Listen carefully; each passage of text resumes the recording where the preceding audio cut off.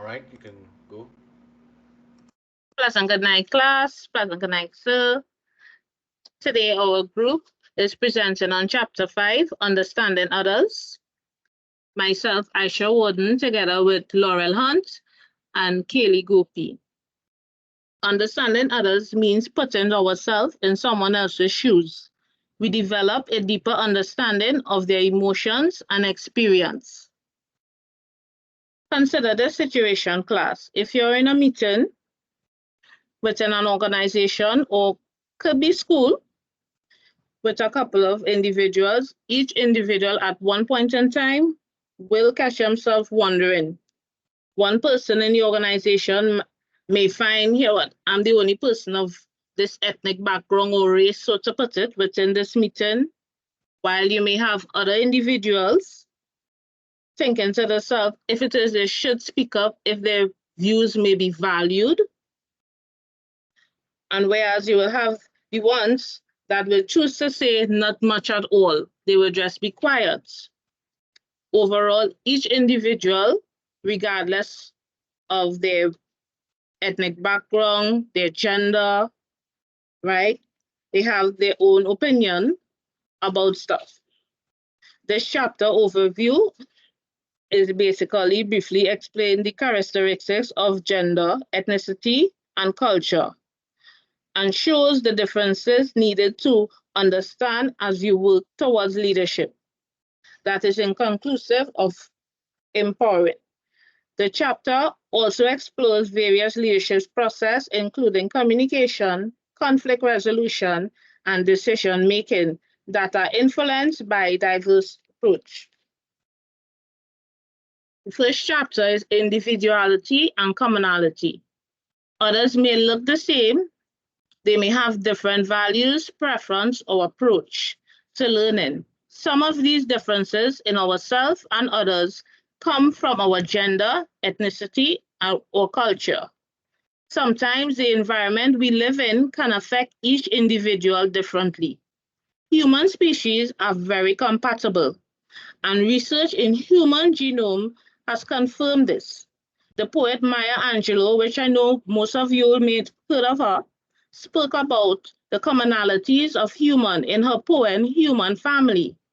She described all of our uniqueness as people that set us apart, but concludes by saying we are more alike. Within an organization, when you look around and see others who look like you, whether it's men, women, or people with visible characteristics like race, ethnicity, and clothing attire, it gives an individual a feeling of association called social identity. In the English language, may be the one that values the individual to such a degree that the word for the first person is singular. For instance, I. This emphasizes on the individual with Western tradition, whereas people with non-Western roots will find it easier to envision we because of cultural traditions that focus on the family or group. According to Martin Buber, 1958, which I know some of you may not heard of him, like myself, I didn't heard of him other than in class. He was an author, a scholar, literacy translator, political activist, who's writing mostly in German or Hebrew. He was known for his idol theory, right? Whereas the educators of present times have encouraged I, you, and we, so that all can move forward to become a community. One of the challenges is to understand yourself well enough to know how you are seen by others and to modify your own behavior and attitudes to encourage a spirit of openness and connection with others. Secondly, is to engage in hard work of understanding others so that together you can form a meaningful community and engage in coalition for group change. Groups are made up of great diversity.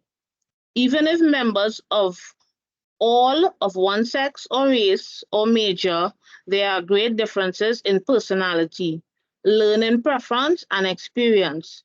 The pluralism of group refers to the plethora of differences that need to be understood in order to accomplish shared purpose. Pluralistic leadership is enhanced when a person understands and develops the skill needed to communicate across the borders.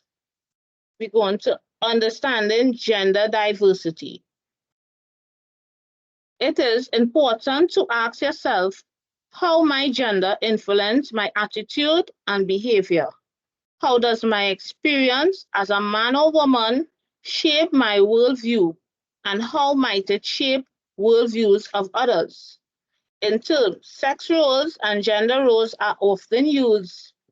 Sex roles are those expectations from biology, like muscle mass or pregnancy. Gender roles are social constructed and labeled masculine or feminine. Most times, gender roles are limited and inaccurate when assigned to individual men or women. Example, women can bear children, yet women are not the only sex to be nurturing of children. Personally, my neighbor, he's a single father, his wife died, he has 3 kids, and he takes care of them exceptionally well. He nurtures, he cares, he combs their hair, he gets them ready for school, he even cooks. And still find time to take care of his mom because his mom is elderly. And he is masculine. He is masculine. He plays football. He even take them outdoor activities, things I wouldn't even think today of. And yet finds time to take them to the hairdresser if they need to. He does everything. Women may be athletic, but has been hard for women to engage in sports that require high physical contact, example, football and rugby, because those sports are considered to be masculine. Most women who are not nurturing or men who are not athletic may suffer gender discrimination. I'm sure many of you may have seen or heard someone say to a person, what happened? Is a girl or something? Why you don't want to come out and play football? You just want to stick up in the house. Because in their mind or their perception, yeah, what, you're a boy, you're male, you need to get out there. Get out in the sun, you need some kind of contact sports. Whereas for females, you know, they may be verbally bullied because they may have friends, but why you want to go and run and get yourself all sweaty? We want to go to the mall, they want to go and watch a movie, right? Although it is said that leaders should be decisive, in charge, competitive, and self-reliant, because these are traditional masculine roles that exclude women. At the beginning of our life, gender roles are shaped by various messages we receive from the environment. For instance, the storybook that is read to us as a child, even though some parents may try to choose books that don't promote gender roles or sex roles, many boys learn to be tough, objective, unemotional, and competitive, whereas girls learn to be polite, caring, emotional, and supportive. The way we play in our childhood establishes patterns of how we work and communicate as an adult. Boys mostly play outside, rough and tumble games, showing some sort of leading and commanding role, whereas the girls, they may choose hopscotch, jump rope, dollhouse, where there's no winner, no loser, just friends playing in a calm setting and having fun. According to Tannen, 1990, right, the social learning that happens with play and many other experiences often lead females to seek and value intimacy and relationship in a world of status. Independence is the key. In the entertainment world, you will see individuals playing different roles that is conventional to their gender. Example, a movie, Think Like a Man, is one that I really love personally, where Taraji P. Henson is one of the stars. And she was on the board is an advertising agency. And all because she was a female, she wasn't given lead. She had us to just back and just sit back. And she took that opportunity to actually think like a man and go forward in order to conquer and become head sales manager.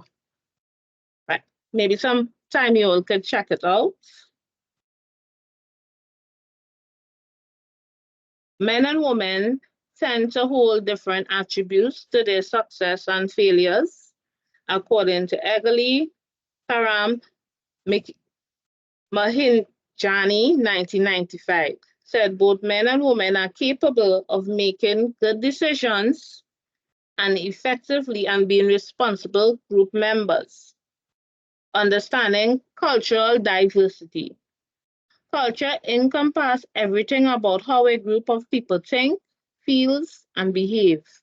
Culture is the way of living, values, belief, linguistic expression, and behavioral norm, which people has developed to assure its survival in the physical and human environment.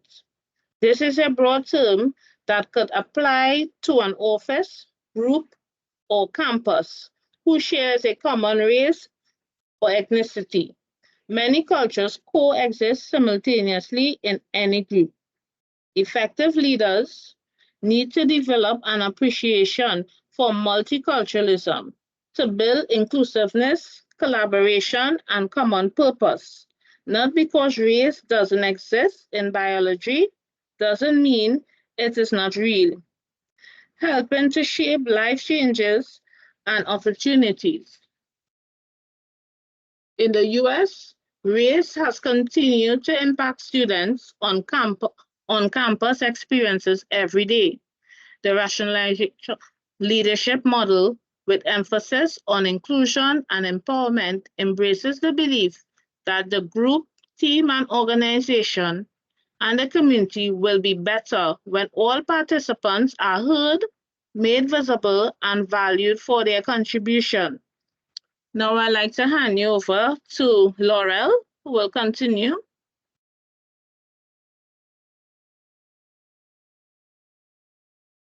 Laurel? Sir? Laurel, remember you have to unmute your mic. So those shortcuts not working. So that's why it was taking me so long. I'm going back now. All right, no worries.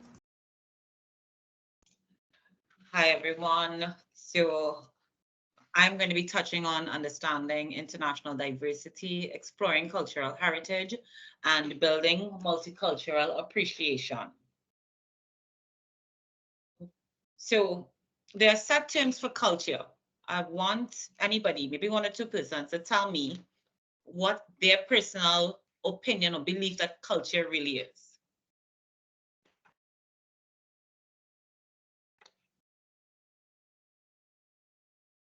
Anybody has an idea? Okay, well, there are a few different ideas of what culture is, or should I say documentation of what culture is. I'm going to give you two. So according to Hoops and Push, culture is the sum total of ways of living, including your values, your beliefs, your aesthetic standards, your language, the way that you think, what are the behavioral norms of the society, and the way that people communicate with themselves.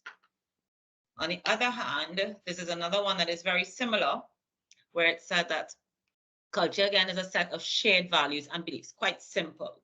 So when you think of culture, like I think of culture in Trinidad, if you had somebody had to ask you what our culture is, you may hear many different variations of it dependent on where that person is from. Most people, when they talk about culture, is a lot of times around carnival time, and you will hear Trinidad is a wine and jam kind of culture. You may also hear that part of the culture in Trinidad is that even if times are hard, you'll never go it out because we are people who will help each other out. So there's all different perspectives of culture when it comes to different countries and even different parts of a particular country. What you would or what would be normal to people who would have grown up in Port of Spain or close to the environs of Port of Spain may be very different to someone who may have grown up in a rural area, to what someone who may have grown up in Tobago would experience. So all of these things, it's always, or it comes back down mainly to values and beliefs of a society.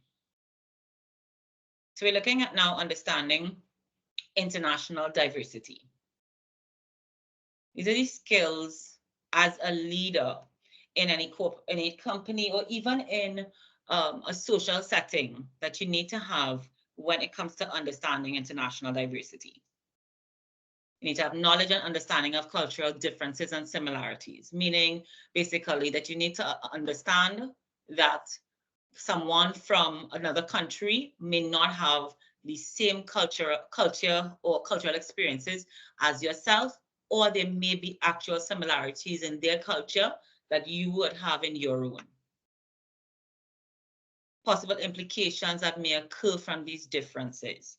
And these are things that you may see in just your regular social interactions with people from different parts of the world, or even in the Caribbean itself. And again, maybe even here, there are different things that will be normal in another setting that may seem odd to you. And you have to be aware of these implications. You have the ability to act on instances or incidents where you have to be sensitive to someone's culture. Say, for example, you are having an event at the office and you are just doing something simple as food. You need to be aware of cultural differences of people with food. If there's people who, because of their religion or where they're from, they don't eat particular types of meats or that type of thing. So it may seem like something inconsequential, but these are all different things that are associated with cultural differences. There are other skills that we would speak about. You need to be an adaptable person. You need to also have empathy, somebody that you're working with, maybe struggling with a cultural difference, and you need to be able to be empathetic about it. And you also have to be empathetic with yourself, because you need to know and have grace to understand that you may struggle with dealing with someone else's cultural differences. You also need to be aware of your personal biases and whether or not you may have forms of xenophobia. If anyone doesn't know, xenophobia is the dislike for or the prejudice against persons from other countries or other cultures.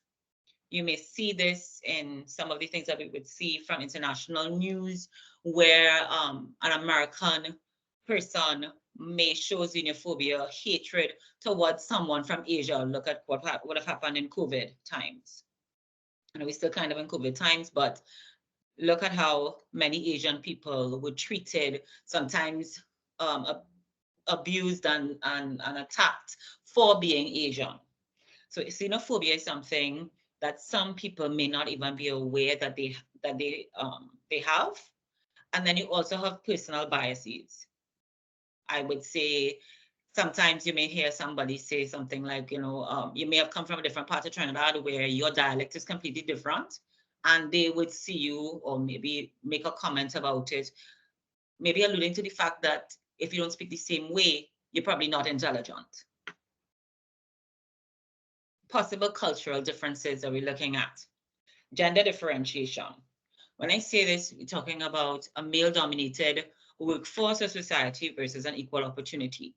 If we look at using the US again as an example, the US is very male-dominated when it comes to the Fortune 500 companies and a lot of their mega corporations, very heavily male-dominated. When you look now, you go further, say to the east, you look at Europe, you look at Germany, even the UK, there is a lot more of a equal representation in a lot of these companies. You see a lot more female heads coming in. And I will say that you are seeing a bit more of that emerge on this side, but the American side and the Western side, a lot of the times is very heavily male dominated. You have performance and human orientation. This is the ability to be fair, to be generous, to be caring towards the persons that you will be working with.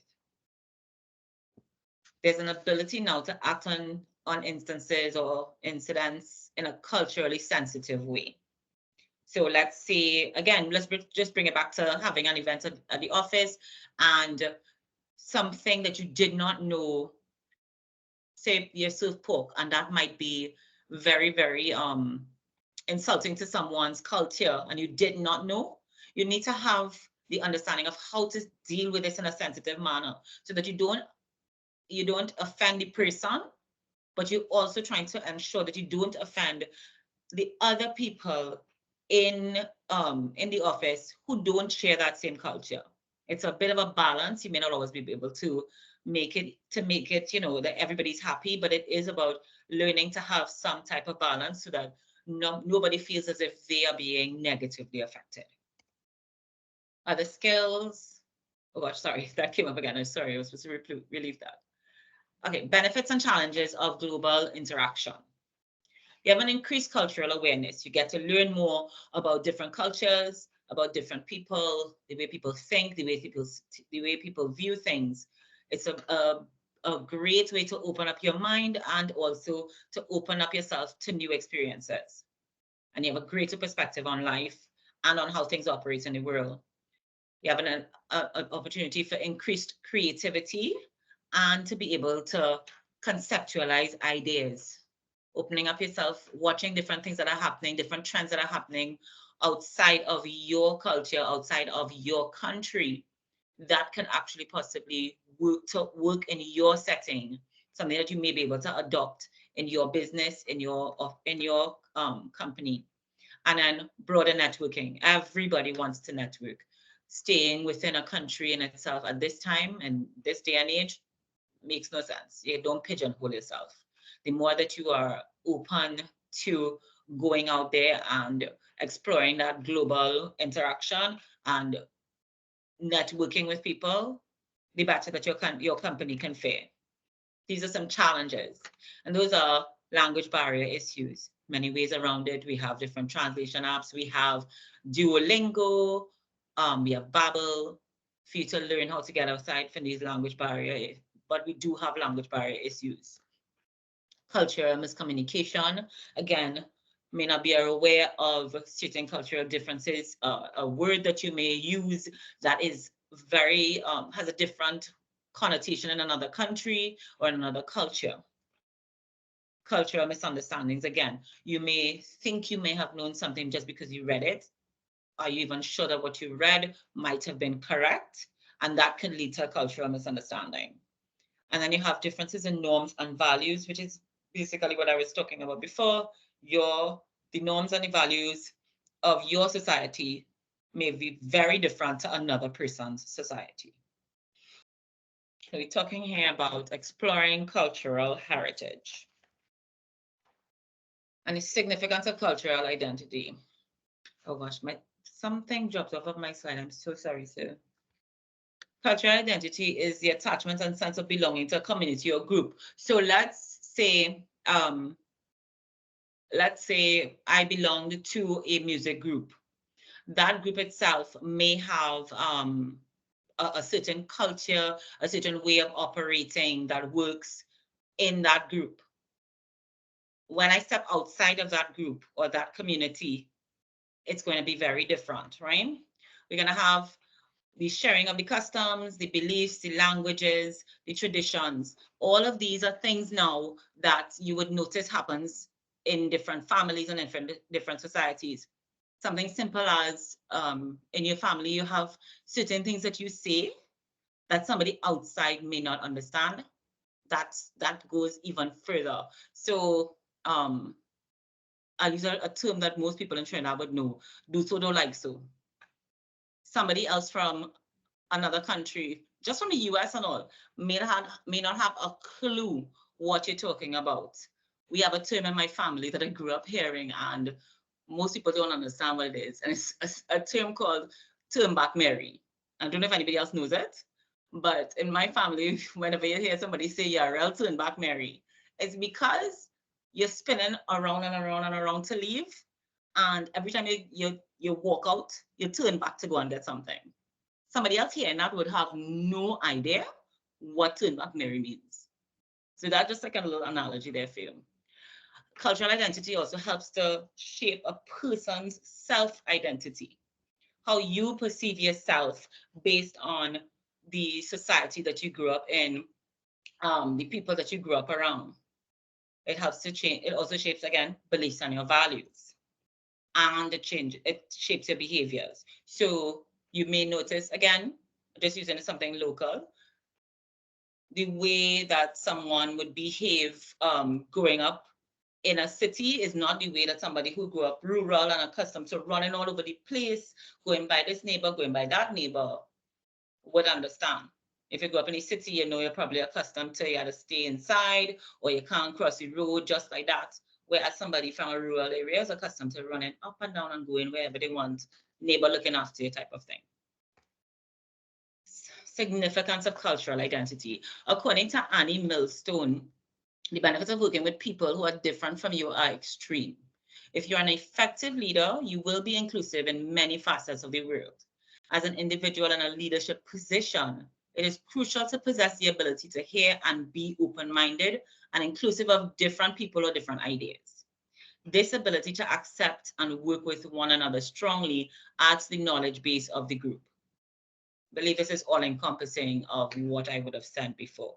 Another thing that you can look at is trying to learn the difference between different cultures from different parts of the world. I just made some examples here of, again, Western and European culture, American and Caribbean culture. Now, sometimes that commingles if you're looking at American and Caribbean culture, because there's so many Caribbean people living in America, but at the same time, there are parts of America where they have no clue about Caribbean life. You have Black and Asian or even East Asian cultures where Black families may focus more on the family part of it and encouraging certain things, whereas Asian or East Asian cultures, they may focus more on getting a good education, getting a well-paying job, staying within your ethnicity, things that you may not see in other societies or in other cultures. And now we move on to building multicultural appreciation on these steps. So the importance of leadership. The multicultural appreciation and leadership allows for diversity and promotion. I know that many people think, or you've heard people say about certain people being what you would call a diversity hire, or they promoted someone for diversity, where that is used as a way of saying, well, this person wasn't good enough for this position, or this person only got it because they needed somebody who was diverse to change it up and make it look like, they're doing something. Sometimes that is a perception. And then sometimes it's really and truly, you may find someone holding somebody back because of their diversity. Things like that is what you need to be able to be understanding and work with when you're in a leadership position. But it also can lead to innovation from another culture coming into there, may have a different perception of things and may be able to contribute in a different way. And encouraging this can lead to a better or increased cohesion, better working team when this is happening. And this allows for the, again, as I put here, the adaptation to foreign markets, demands and challenges. This is looking at how the market trends are, how it works. Somebody may have another understanding of a different market type. Excluding that type of person, or not even thinking about bringing someone who's diverse or from another culture, may limit you from being able to access that. It also allows with your planning. It sends you in the direction of increased inclusivity, being able to respect and value other people's contributions to the group. And it encourages a higher level of productivity and motivation when people feel that they are appreciated and that their work and that their contributions are appreciated. Cultural competencies now. So we're looking at understanding the cultural norms, values, and communication styles of the people that we work with, the immersion into culture, even looking at doing intercultural training as an incentive to help your staff and even yourself when you're dealing with persons from different countries and different cultures. Doing some self-reflection. Are you looking at yourself? Are you looking at how you may perceive things? If you, again, back to if you have any biases, and also feedback from other sources, both external and internal. And again, increasing that cohesion of the group that that benefits us. So we're going to look at the HOOPS intercultural learning process. I don't know if anybody has ever heard of the term ethnocism. I've heard of it before, and it's a human survival response that tells us about our own culture is the best culture. Individuals at this stage may exhibit intolerance and outright hostility towards other cultures. Individuals who do not move beyond the stage tend to feel their culture is superior and impose it on others. This is, in my opinion, this is another term for xenophobia. And then there are stages when you are open to moving from that ethnicist or xenophobic point of view that you can take now to start getting out of that and being able to now be an inclusive person. That would be your awareness. You need to be able to do a self-awareness test and be able to determine if you are an ethnicist or a xenophobe. So now you're looking at these stages. So the stage involves the acknowledgement of that the cultures exist and the awareness that they are a culture. The individual at this stage becomes aware of the differences of the cultures and that they are a part of a given person's way of thinking and acting. So you need to become aware of what is around you, of the fact that the world is changing, that people are traveling and going all over the place, and that cultures are mixing. I'm going to bring a little analogy here. Just think about you going to another country. Say you go to Asia and you reach there and you are upset that not many people don't speak English. May seem like it doesn't make sense, right? I'm going to a person's country and I'm vexed that they're not speaking my language. But did I try to learn their language? Am I open to it? And this is something that, well, again, as I said, it may seem unrealistic, but it actually does happen. And you're moving on to understanding. This is the stage which involves the acquiring of knowledge and information about other cultures on a rational and cognitive level. So you're not going to be looking at this or coming at this from a prejudiced side, or, you're like, I really don't think I want to learn this, or you're looking at it very, very negatively. You need to begin to piece together the puzzle of what the other culture has, their values, their customs, and be willing to understand it. Then you have the acceptance and the tolerance. Individuals at this stage accept the validity of other cultures without comparing or judging them against one's own culture. So I should be able to watch someone from, I'm just going to call her name, watch someone from Liverpool and understand or be willing to understand their culture without thinking, well, if you had come from Trinidad, you wouldn't think like that, or you would have understood what is the better way to do it. A change in attitude of it's okay for them occurs, and you're going to be now looking at, even if you don't fully agree with something, what they call the live and let live attitude. So I understand that this is how it is. You may not fully agree with it. It may not fully resonate with you. But if this is how it is, this is how it is.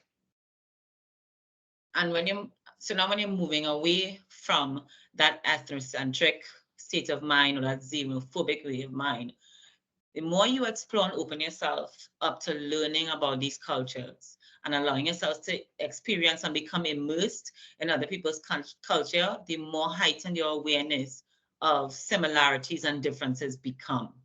And moving from step to step on the path itself, it doesn't mean that you fully understand or you know every single thing, but it means that you are open to understanding those things and understanding the differences and learning more about all of the differences and maybe even the similarities of your cultures. You're becoming someone who is open to growth and continuous growth in your path.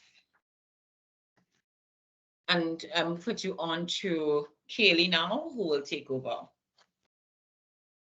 I just unfortunately need to switch because my links aren't working.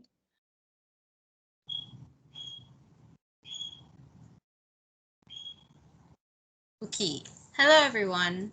I know you guys are probably really fed up of looking at slides whole night, but I promise you that we are almost there. So as stated before, this presentation is about understanding others, and I want to help all of you understand one another better.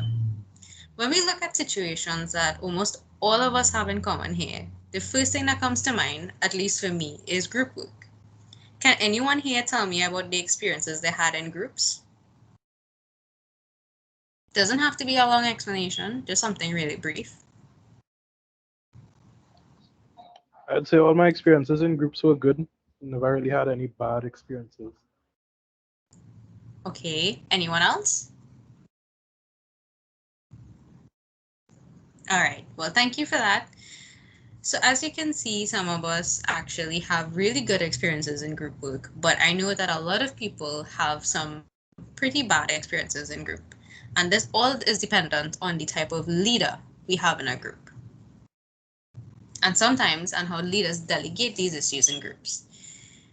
So like Rashawn, you were one of the lucky ones who actually got good experiences in groups.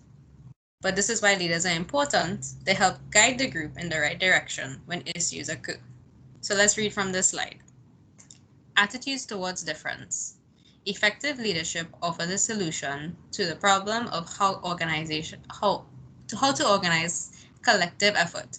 Consequently, it is central to organizational effectiveness. Next slide.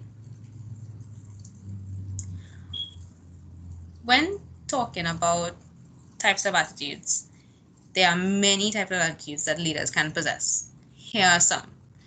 Inclusive attitude, traditional attitude, meritocratic attitude, adaptive attitude, cultural attitude, progressive attitude, and resistant attitude.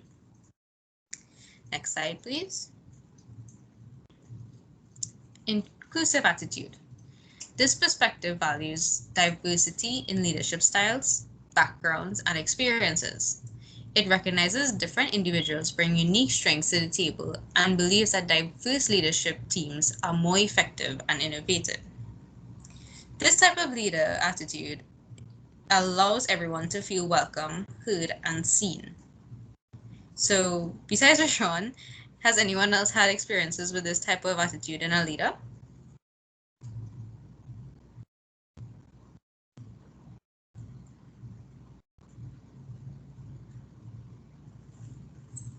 Okay, so moving on to the next slide. Traditional attitude. Some individuals and organizations may have more traditional attitude towards leadership, preferring established hierarchical, I can't say it, I'm sorry, structures and authoritative leadership styles. They may be less open to unconventional leadership approaches. For example, let's take at Napoleon Bonaparte and his reign over France in 1799. He was a political and a military traditional leader. He seized control of France in 1997, establishing the first French Empire under his rule. Many modernizing reforms were made within France. Traditional leadership is based off the belief that leaders are born and not made. Napoleon wanted to disrupt the British trade route with India, and he conquered Ottoman-ruled Egypt in 1798. Next slide. Meritocratic attitude. This attitude emphasizes merit and performance over other factors such as gender, race, or background. It values individuals who demonstrate competence and results, regardless of their difference. So for this, it simply means that persons are given their positions based on their strengths, and this is what contributes towards attitude in a leader. For example, take a team captain of football or soccer for those who prefer it. The coach will look at the quality of high performance and having positive communication with the team and the coach, as well as putting the goals of the team ahead of personal goals. Next slide. Adaptive attitude. In rapidly changing environments, there is growing appreciation for adaptive leadership styles. This attitude recognizes the need for leaders who can flexibly adjust their approaches based on the situation and needs of the team or organization. So yes, this type of attitude is something preferred amongst everyone. Things can happen and you would want a leader who is willing to change as the world changes too. For example, the way people used to advertise products is completely different compared to nowadays. We as a society use social media for almost every purpose, and it has proven to show higher results in sales and reaching target audiences than using newspaper articles or flyers. This also applies to personal changes within a team. Leaders must know how to adjust themselves to these changes to better their team. Next slide. Cultural attitude. Different cultures may have unique attitudes towards leadership differences. Some cultures may prioritize collectivist leadership styles that emphasize collaboration and consensus building, while others may value individualistic approaches and emphasize personal achievement and autonomy. So cultural attitude simply means that depending on the location or country, this affects how attitude is presented. It's all about upbringing and how you know your role to typically be based off of where you're from and how you were grown. A cultural attitude in leadership refers to the beliefs and values and norms that shape behavior and decision making of the leaders within particular cultural contexts. So cultural values influence how leaders perceive their roles, interact with their followers, and approach challenges and opportunities within the organization. Next slide. Progressive attitude. In many modern organizations, there is a push for progressive attitudes towards leadership differences, which includes promoting diversity, equity, equality, and inclusion in leadership positions. This perspective aims to break down barriers and create opportunities for unrepresented groups to lead. Take Osama bin Laden, for example. He had a progressive attitude in which he became a highly influential ideologue in the Islamic world. He was considered a hero for his success in opposing the Soviet occupation in Afghanistan. When having progressive attitude, we must have strong beliefs to guide us. Next slide.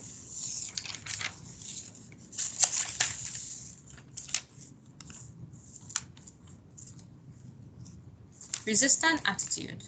Despite efforts to promote diversity in leadership, some individuals or organizations may resist change due to fear of the unknown, unconscious biases, or desire to maintain the status quo. This attitude can hinder progress towards more inclusive leadership practices. So unlike progressive attitude, this one is very much the opposite of it. It is an attitude in which leaders are afraid to step out of the norm and continue to resist change. Does anyone know any leader that has possessed this attitude? It doesn't have to be anyone local, it could be a well-known leader.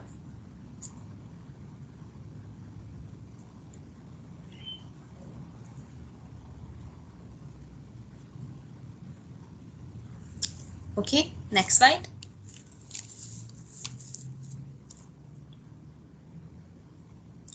Cultural influences on leadership. Cultural influences play a significant role in shaping leadership behavior. Different cultures have distinct values, norms, and expectations regarding to leadership, which can impact how leaders are perceived and how they behave. I'll take a Maggie Ferrell-Dean, 2019. Effective leaders must understand the operational framework of the of their libraries in order to be successful in managing, or to change the culture in support of strategic goals. Next slide. So, cultural influences have a great impact on all types of leaders today. So we touched on this on previous slides, and now we will dig into some of the key cultural influences. First one is power distance. Power distance refers to the extent to which less powerful members of a society accept and expect power to be distributed unequally. In cultures with high power distance, such as many Asian and Latin American countries, leaders are often expected to be authoritative and hierarchical. Sorry, my apologies. Making decisions without much input from subordinates. In contrast, cultures with low power distance, for those like Scandinavia, tend to value more agitatorial and participative leadership styles. I'm sure we all have this experience. It doesn't even need to be in a big situation. It can be in a friend group. Don't you know when one person has unknowingly taken the role of leading the group? Yes, those kinds of situations, and in which the leader has a set in stone opinion where no one else can input. Next slide, please. Collectivism and individualism. Cultures vary their orientation towards collectivism, which emphasizes group harmony and interdependence, versus individualism, which emphasizes personal autonomy and achievement. In collectivist cultures, such as many East Asian societies, leaders are often expected to prioritize the interests of the group over their own, to emphasize teamwork and consensus building. In individualistic cultures, such as the United States, leaders may expect to be more independent and assertive, focusing on individual goals and achievement.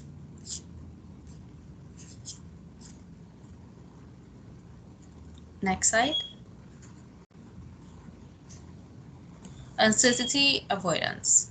Uncertainty avoidance refers to the extent to which members of society feel uncomfortable with ambiguity and uncertainty.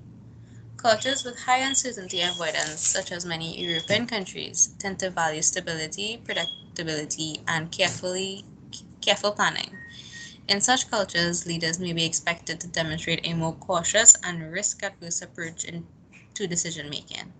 In contrast, cultures with low uncertainty avoidance, like those found in many parts of Asia, may be more tolerant of ambiguity and change, allowing the leaders to make more risks and innovative.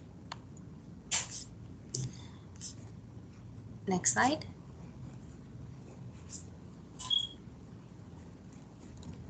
Long-term versus short-term orientation.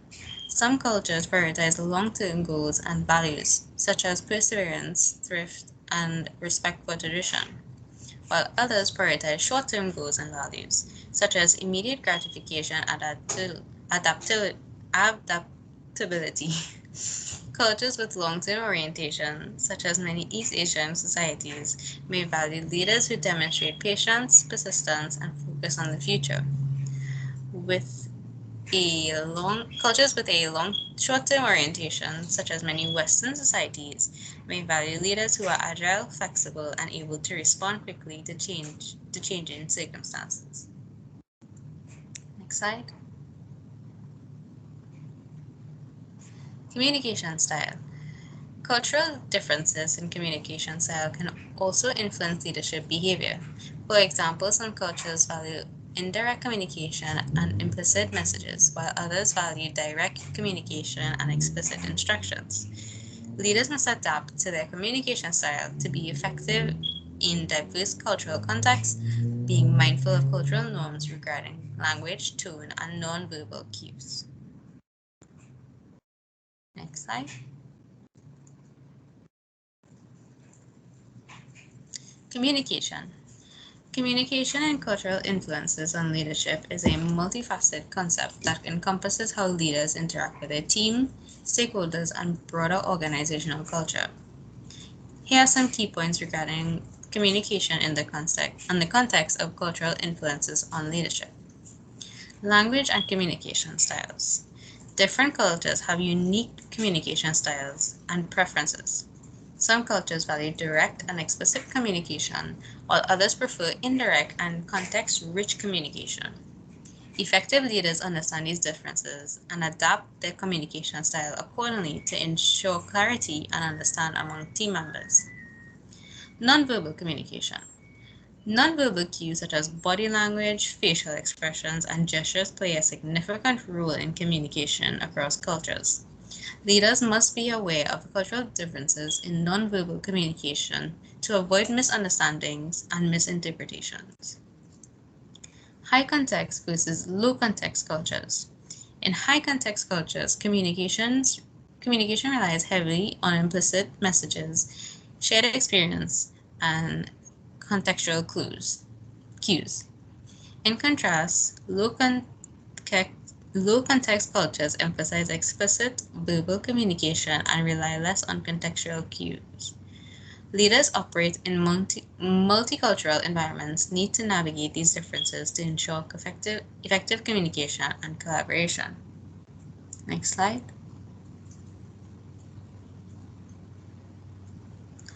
Conflict resolution. Conflict resolution and cultural influences on leadership is a complex and nuanced process that requires an understanding of cultural differences in communication styles, values, and norms. Communication styles. Different cultures have a distinct communication style which can impact how conflicts are addressed and resolved. Some cultures may prefer direct and assertive communication, while others may value indirect, harmonious approaches.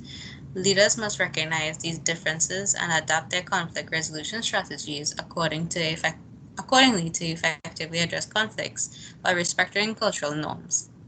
Face saving and avoidance of confrontation. In some cultures, saving face and avoiding confrontation are highly valued. Individuals may be hesitant to openly express disagreement or dissatisfaction to maintain harmony and avoid causing embarrassment or discomfort. Leaders must be sensitive to these cultural tendencies and create safe and respectful spaces for individuals to voice their concerns and resolve conflicts constructively. Hierarchy and power dynamic. Cultural attitudes towards hierarchy and authority can influence conflict resolution process within organizations. In cultures with high power distance, individuals may be more deferential to authority figures and less inclined to challenge them openly. Leaders must be mindful of the power dynamics and ensure that all voices are heard and respected during conflict resolution discussions. Next slide, please. Cultural values and norms. Cultural values such as respect, humility, and reciprocity influence how conflicts are perceived and managed within organizations. Leaders who understand and align their conflict resolution efforts with cultural values can build trust credibly and rapport with teams, facilitating more positive outcomes. Cross-cultural mediation skills. Developing cross-cultural mediation skills is essential for leaders to effectively resolve conflicts in a multicultural environment. This involves active listening, empathy, cultural sensitivity, and the ability to facilitate constructive dialogue and compromise among individuals from diverse cultural backgrounds. Training and education. Providing training and education on cultural differences and conflict resolution strategies can help leaders and team members navigate cultural influences on conflict resolutions more effectively.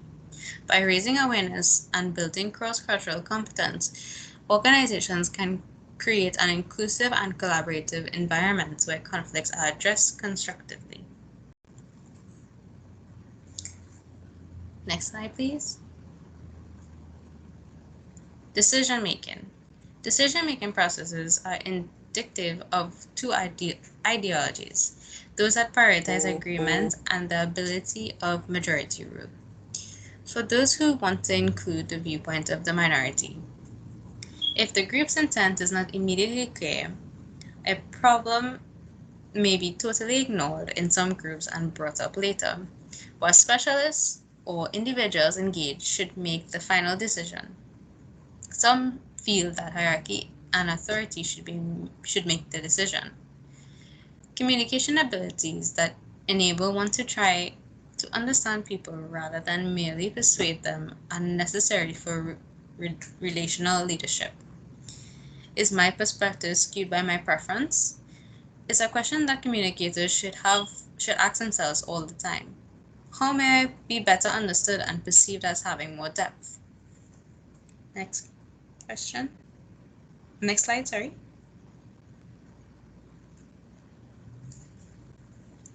Leadership and communication.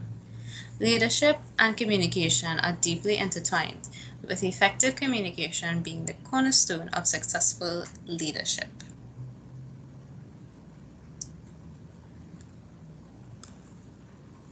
Next slide. Vision and direction. Leaders communicate their vision and goals to inspire and motivate their teams.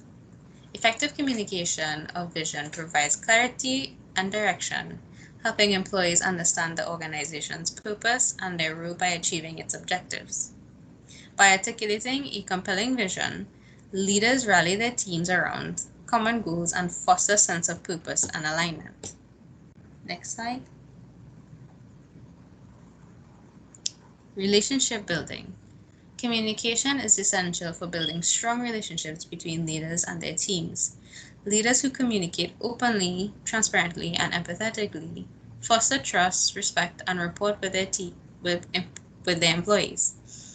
By actively listening to their concerns, providing feedback, and offering support, leaders demonstrate care and commitment to their team members, strengthening the bond between them. Next slide.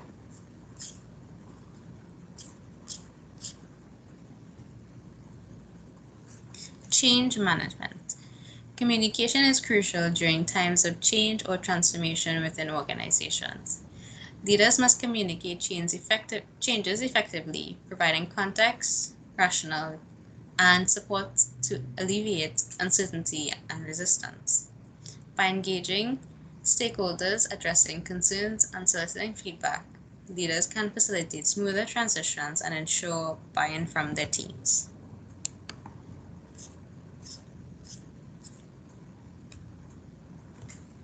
Next slide.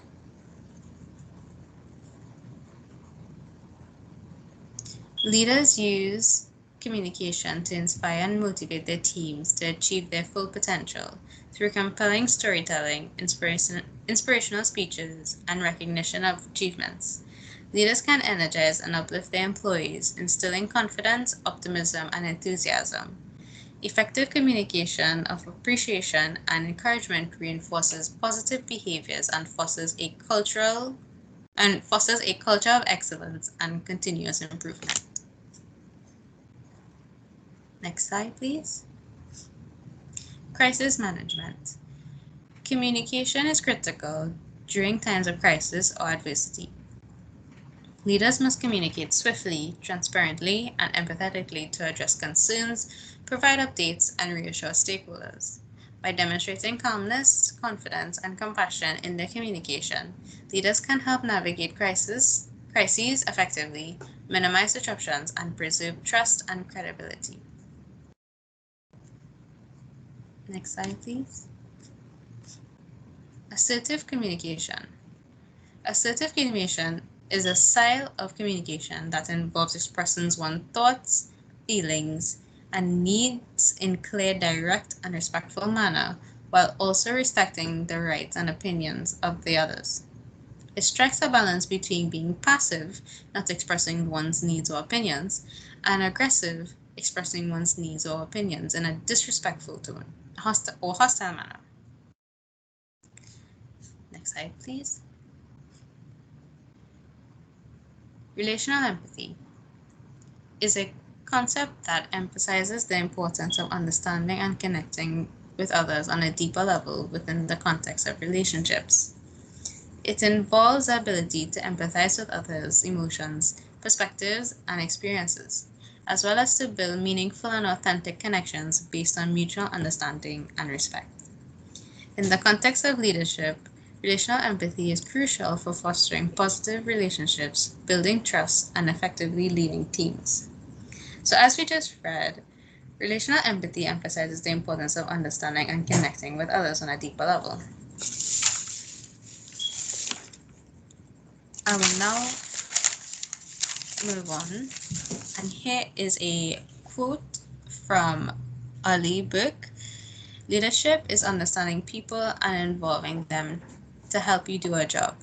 That takes all of the good characteristics and integrity, dedication of purpose, selflessness, knowledge, skill, implaceability, and as well as determination not to accept failure. Next slide. Thank you all for listening to this presentation. I hope that this gave you all a better understanding of the topic, understanding others. I will leave you guys with one last thing, which is a small joke, just to lighten up the mood. Being a leader is like being a piece of bread. You have to be the one to butter everyone up and give them direction. So thank you, everyone.